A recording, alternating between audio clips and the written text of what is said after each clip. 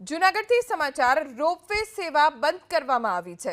વાતાવરણ અનુકૂળ ન રહેતા ગિરનાર પર્વત ઉપર રોપવે સેવાને હાલ પૂરતી બંધ કરવામાં આવી છે। પવન ખૂબ જ ફૂંકાઈ રહ્યો છે।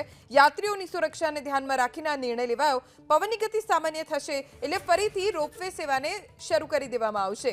જૂનાગઢના ગિરનાર પર્વત પર રોપવે સેવાને હાલ બંધ કરવામાં આવી છે। ભારે પવન ફૂંકાઈ રહ્યો છે અને નાગરિકોની સુરક્ષાને ધ્યાનમાં રાખીને પ્રશાસન તરફથી આ નિર્ણય લેવામાં આવ્યો છે।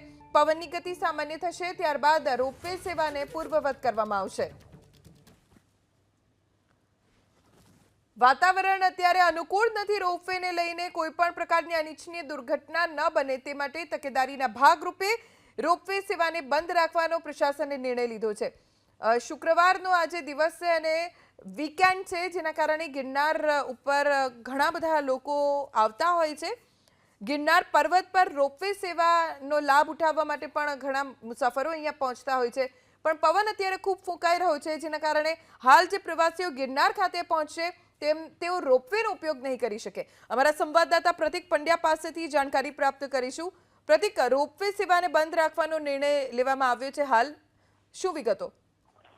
બિલકુલ, જૂનાગઢના ભવનાથ પંથકની જો વાત કરવામાં આવે, ગિરનાર પર્વત પરની જો વાત કરવામાં આવે તો આજે વહેલી સવારથી ભારે પવનના કારણે આ નિર્ણય કરવામાં આવ્યો છે।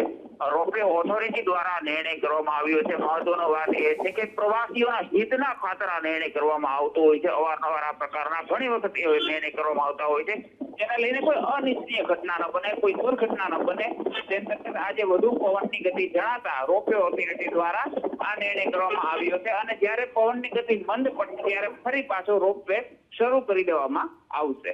આભાર પ્રતિક, જાણકારી આપવા માટે।